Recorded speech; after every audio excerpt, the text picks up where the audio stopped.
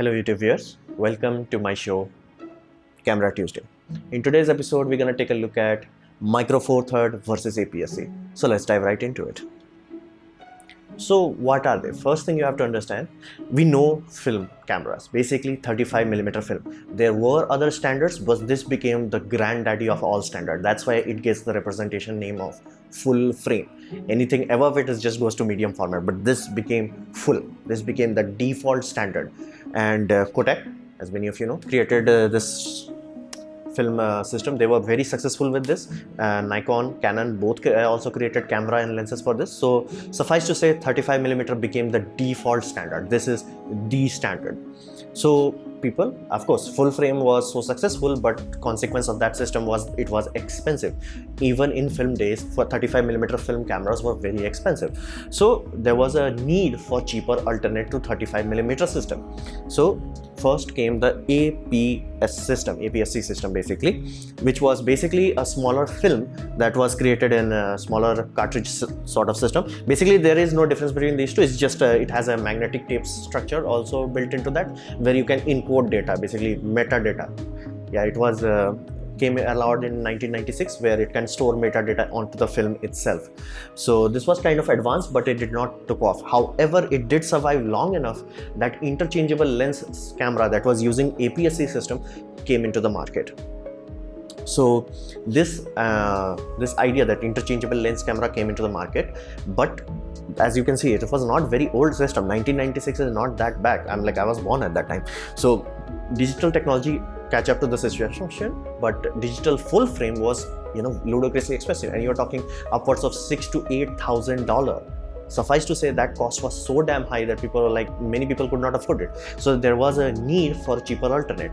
Now they already have interchangeable lens camera for APS-C. So all they did is Canon specifically released Canon D30. And what that simply did is they had the same Canon architecture, and they simply replaced the sensor from a full frame to APS-C, and that was released in year 2000. Suffice to say that makes the system 18 years old. Then we come to 2008, when Olympus and Panasonic, they joined forces, and they were like, okay, we're gonna create our new system which is gonna work on a sensor that is even smaller than APS-C, and it's gonna be known as Micro Four Third system. Now be mindful, Four Third system was already in the market. It was used for many other things, including microscopes, including security camera. All they did, that micro in front of it simply means the flange distance has been shrunk down, and some other, of course, modification has been done. Basically the mount ring is also smaller. So but this micro inherently does not mean anything different. It was just to specify, clarify the difference between Four Third system and Micro Four Third system. So let's look at Micro Four Third. Now you have to understand this time era from 2000 to 2005 to 2008, there were very serious interest in digital cameras, DSLRs, and point and shoots. Now they were targeting both Panasonic and Olympus. They were targeting at point and shoot market. Basically they wanted to create a system that can compete with point and shoot and destroy them. So how they achieved this? By creating what's called mirrorless interchangeable lens system. Now DSLR was already there. DSLR was already cheaper. However, DSLR was ludicrously big. Not expensive, but big. So that's why they went so head on with the mirrorless idea, that they wanted to make the system small. And Olympus and Panasonic worked very hard with this. The idea at that time was neither of the company, nor Olympus nor Panasonic, were big enough that they can create a system on their own. So they both collaborated for that reason. So the idea was, even if let's say Panasonic only makes 3-4 lenses and Olympus makes 5-6 lenses total, because if the lens can be interchanged, people will have much larger lens collection, and that is crucial. If you have an interchangeable lens system, there must be lenses for the system. So to solve that problem, they created open lens mount. Basically that Micro Four Third is interchangeable between Olympus and Panasonic. Basically you can buy a Olympus lens and put it in Panasonic, buy a Panasonic lens and put it in Olympus. So this was the architecture. So they came into the market. This is in 2008. Be mindful, this is not very old. This is only 10 years old.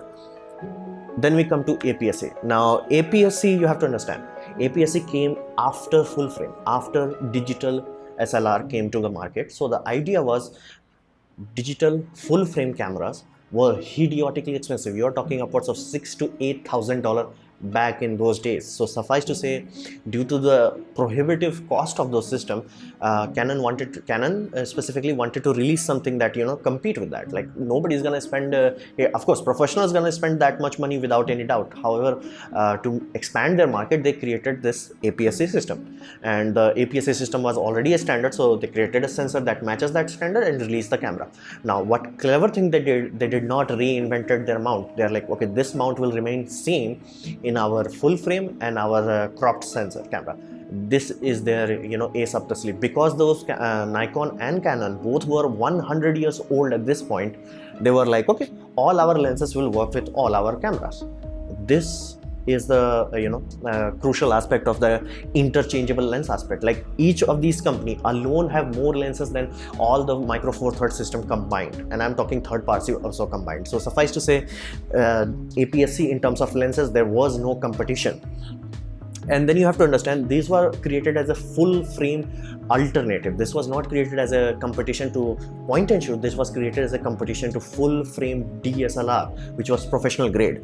So they were made on existing architecture. This was APS-C's greatest advantage, because they used DSLR. Basically, sometimes if you opened up the electronics, they were exactly the same. Only thing changed, they reduced the processor. Of course, they didn't need that, because that time megapixel count was very low. You're talking about like 3 to 4 megapixel. So APS-C sensor was smaller, but everything else was exactly the same. So their autofocus worked flawlessly.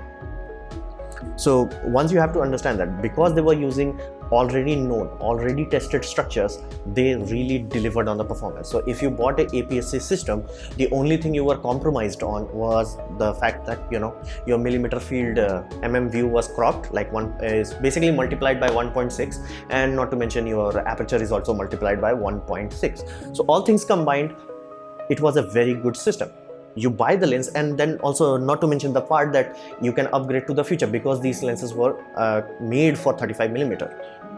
And the fact they made this system cheap, this was the final nail in the coffin in Micro Four Third. Micro Four Third, when they came out, they were idiotically expensive.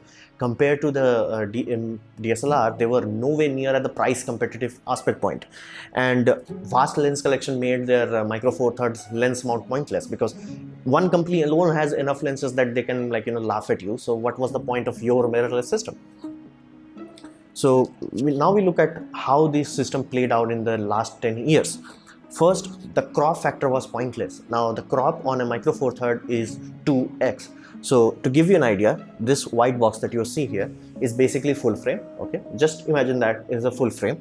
Now you go to this small, basically this small, that's APS-C. Now you go even smaller than that, that's Micro Four Third. Now it's not 10 times smaller than that, it's just a little bit smaller. Then what was the point of doing that? This is their final mistake. There was no point to create a Micro Four Third system. They could have simply gone, Panasonic and Olympus, they both could have simply talked to them and like, okay, we're gonna create a lens mount system which works on APS-C, which was done by Fuji and Sony, and both of them are much better much better place right now as I talk to you than Panasonic and Olympus. Olympus hasn't been in limelight for quite a while, and Panasonic has now jumped into full frame. So this idea of jumping, that they did the sensor crop, but it's not that big of a deal. Now your sensor is neither here nor there, as in this blue square, the small square is 1-inch sensor. You are nowhere near as competitive as full frame. You are nowhere near as competitive as APS-C. What was the point? That sensor crop was pointless. And you have to understand, when the system came out, it was very expensive. At that time, you could have bought Nikon D3000 and Canon cheap, Canon 500D or things of that nature. You would have saved so much money buying those systems than mirrorless system. At the end of the day, money talks. And not to mention, because APS-C standard has already been out for 8 to 10 years, there were APS-C specific lenses which were much more cheaper. So suffice to say, you could not only buy a cheaper lens, and you can decide to either just stick to APS-C or buy a full frame lens that, I have bought one full frame telephoto lens which I can directly put on my full frame if I ever decide to buy a Canon full frame. So all things considered, this crop, that unnecessary crop, was pointless. Now expensive made it kind of very prohibitive. On top of that, they had a very bad start, very bad start, because APS-C DSLR were working on exact same principle as their tested Pro DSLR.